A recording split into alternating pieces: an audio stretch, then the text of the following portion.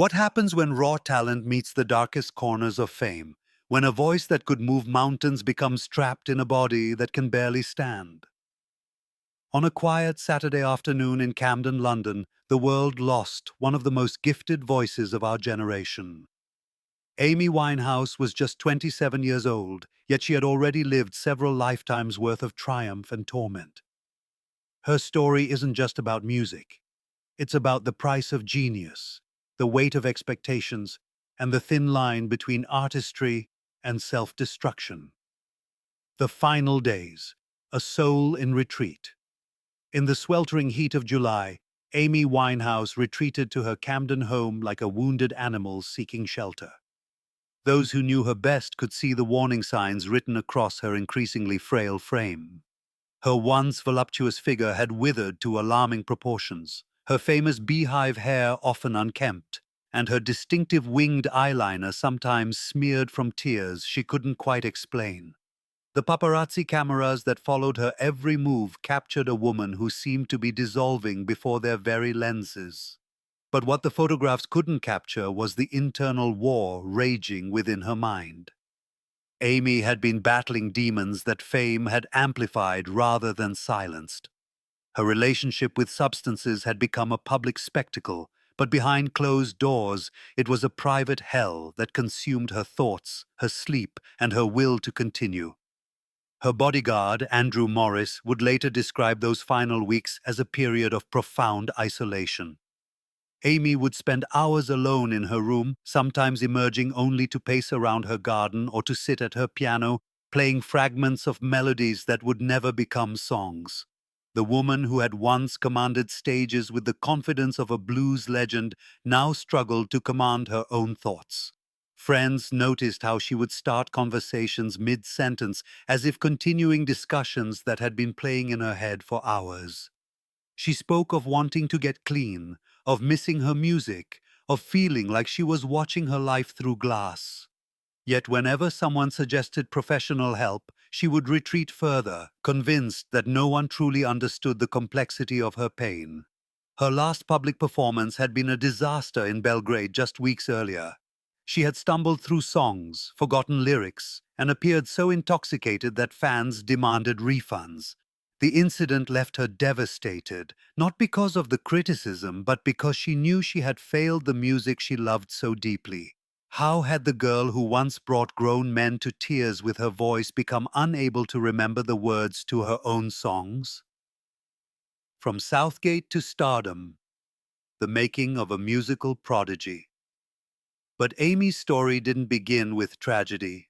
It began with a little girl who could make angels weep with her voice. Born in Southgate, North London, to taxi driver Mitchell and pharmacist Janice Winehouse, Amy showed musical promise before she could properly walk. While other toddlers were learning their first words, Amy was humming melodies that seemed to come from some ancient, soulful place within her.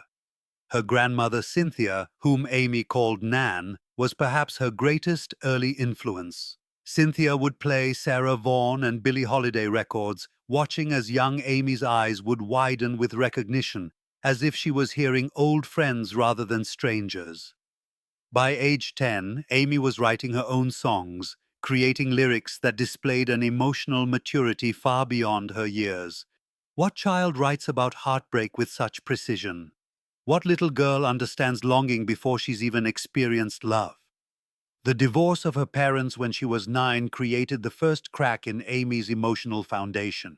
She began acting out at school, getting into fights, and developing what teachers described as an attitude problem. But what they saw as defiance was actually a young artist learning to channel pain into power. Her rebellious streak wasn't destructive, it was creative. She was storing up experiences and emotions that would later fuel some of the most honest songs ever written. At 14, Amy received her first guitar, and something magical happened. The instrument became an extension of her soul, a way to translate the chaos in her mind into something beautiful. She would sit for hours, teaching herself chords and creating melodies that seemed to bypass her conscious mind entirely. Her voice, which had been lovely as a child, was developing into something extraordinary. husky, powerful, and dripping with emotion that should have been impossible for someone so young. Her time at the prestigious British School for Performing Arts and Technology introduced her to jazz, soul, and R&B in a formal setting. But Amy was already ahead of her instructors. She wasn't learning music. She was remembering it, as if these rhythms and melodies had been waiting inside her all along. Her classmates would later describe watching Amy perform as a religious experience. Here was someone who didn't just sing songs, but channeled the very essence of human emotion through her voice. The Ascent, when talent meets the world. Amy's first album, Frank, released when she was just 20, announced the arrival of a fully formed artist in a world of manufactured pop stars. While her contemporaries were singing about teenage romance, Amy was exploring themes of love, loss, addiction, and redemption with the wisdom of someone twice her age. The album's jazz-influenced sound was revolutionary in an era dominated by synthetic beats and auto-tuned vocals. But it was her collaboration with producer Mark Ronson on Back to Black that transformed Amy from a critically acclaimed artist into a global phenomenon. The album was a masterpiece of modern soul, combining classic Motown production with Amy's devastatingly personal lyrics. Songs like Rehab and Back to Black weren't just catchy. They were confessional, offering listeners a window into Amy's soul that was both beautiful and terrifying. The success was overwhelming. Grammy nominations poured in, critics hailed her as the voice of her generation, and suddenly Amy found herself thrust into a spotlight she had never prepared for. The girl who had once performed in small Camden pubs was now selling out arenas and gracing magazine covers. But with fame came scrutiny, and with scrutiny came pressure that began to crack the foundation of her mental health. Her relationship with Blake Fielder Civil became tabloid fodder, their tumultuous romance playing out in public like a tragic soap opera. Amy would later describe Blake as both her greatest love and her greatest destruction. Their relationship introduced her to harder substances and deeper emotional chaos, but it also inspired some of her most powerful music. How do you separate the art from the artist when the artist's pain creates such transcendent beauty? The paparazzi became a constant presence in her life, documenting every stumble, every fight, every moment of vulnerability. Amy began to feel like a prisoner of her own success, trapped in a goldfish bowl where her every move was scrutinized and judged. The very qualities that made her music so compelling, her raw honesty, her emotional transparency, made her incredibly vulnerable in the harsh light of celebrity. The spiral, when success becomes suffocation. As Amy's fame grew, so did her reliance on substances to cope with the pressure. What had started as recreational use during her relationship with Blake evolved into something darker and more consuming. She began canceling performances, arriving late to interviews, and displaying erratic behavior that concerned those who loved her. The intervention attempts were numerous and heartbreaking. Her father Mitchell tried repeatedly to get her into rehabilitation, but Amy's relationship with treatment was complicated. She saw therapy as an intrusion, rehab as a betrayal of her artistic process. In her mind, her pain and her music were inextricably linked. If she healed emotionally, would she lose the source of her creativity? Her performances became increasingly unpredictable. Sometimes she would deliver transcendent shows that reminded everyone why she was considered one of the greatest voices of her generation.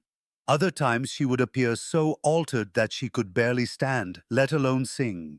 Fans never knew which Amy would show up, and neither, it seemed, did Amy herself. The media coverage grew more vicious with each public stumble.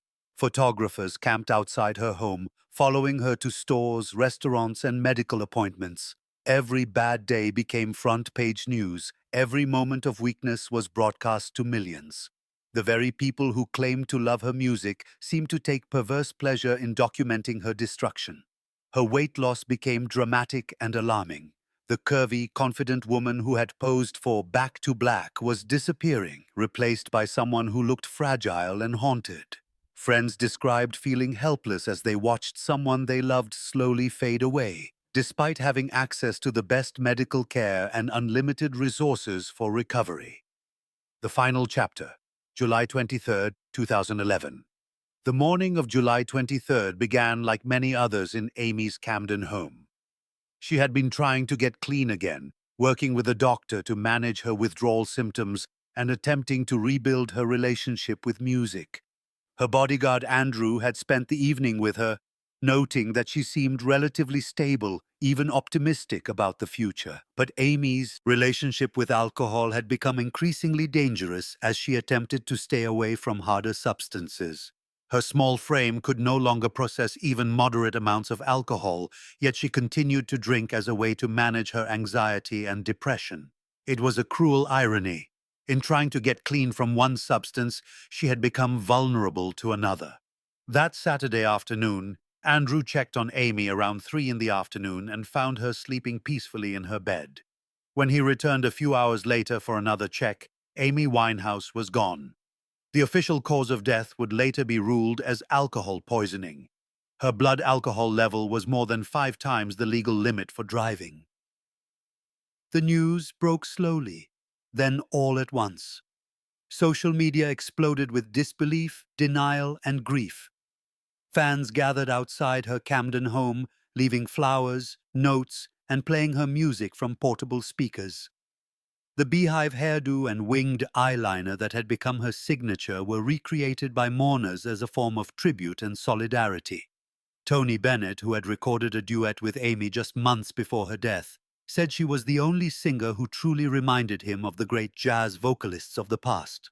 Adele, whose own career had been influenced by Amy's success, broke down during performances for weeks afterward. The music world had lost not just a talented performer, but a genuine artist who had shown them what honesty in music could sound like. The cruel mathematics of the 27 Club.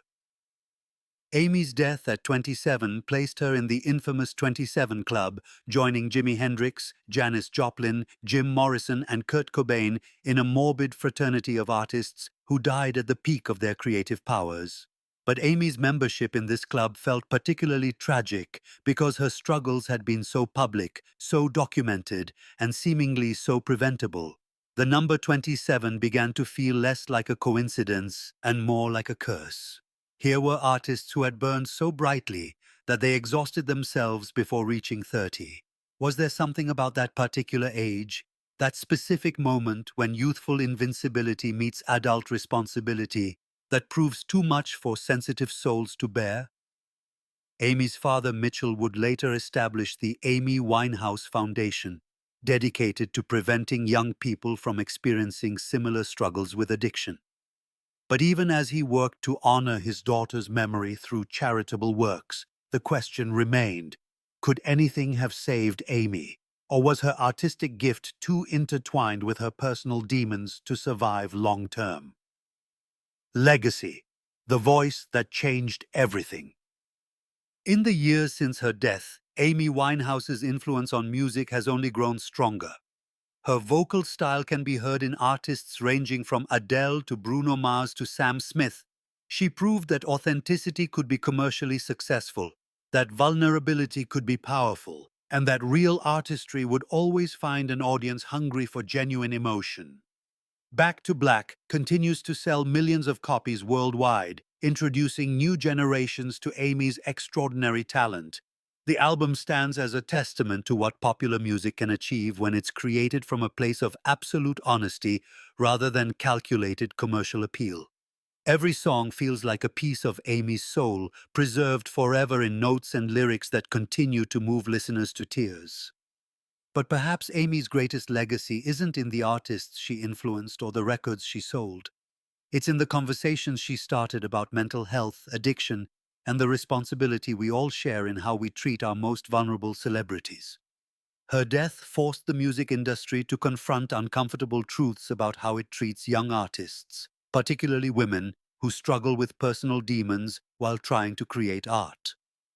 The documentary Amy, released several years after her death, provided devastating insight into the pressures she faced and the warning signs that were ignored. Watching her evolution from a confident young woman to someone clearly in distress was heartbreaking, but it also served as a crucial reminder that fame doesn't cure personal pain. It often amplifies it. The questions that remain.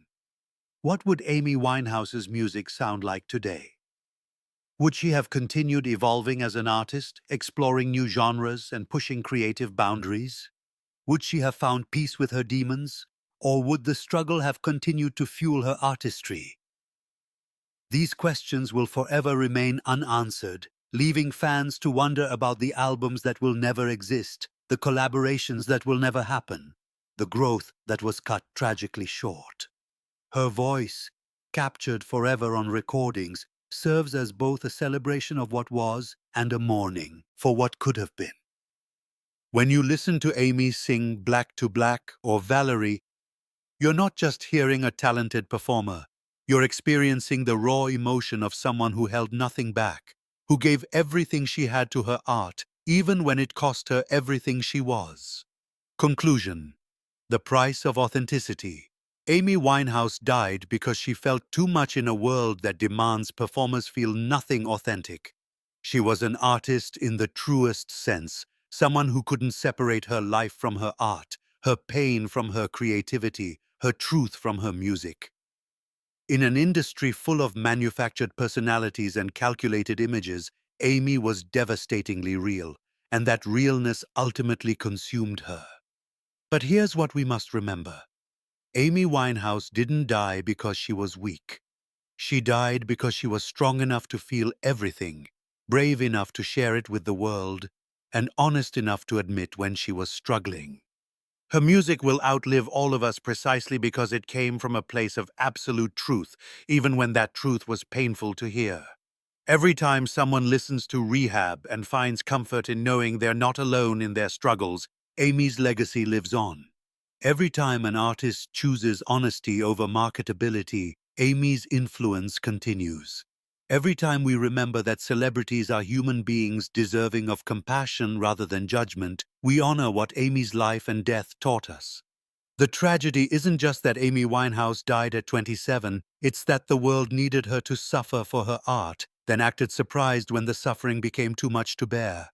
But her voice remains powerful and pure, reminding us that some souls are too beautiful for this world, even as they create beauty that makes this world worth living in. Amy Winehouse. Gone too soon, but never forgotten. Her voice echoes still in every honest lyric, every vulnerable performance, every artist brave enough to sing their truth regardless of the cost. And maybe, just maybe, that's enough to ensure that her 27 years on Earth meant something eternal.